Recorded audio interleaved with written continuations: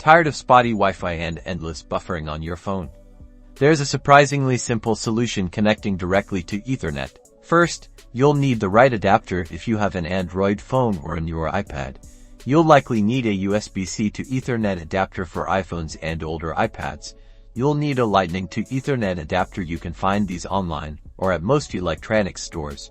Now, plug the USB-C or Lightning end of the adapter into the charging port of your phone or tablet. Make sure it's firmly connected.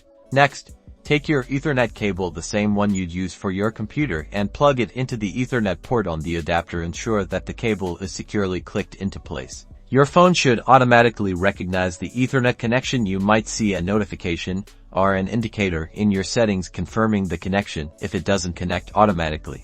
Go into your phone's settings, typically under Network and Internet, and look for Ethernet options. That's it. You're now connected to the Internet via Ethernet. Enjoy faster, more stable internet speeds for streaming, gaming, and downloading. Keep in mind that not all apps and devices are fully compatible with Ethernet connections, but it's definitely worth a try, especially in areas with poor Wi-Fi. Give it a shot and say goodbye to buffering. Don't forget to like and subscribe for more tech tips.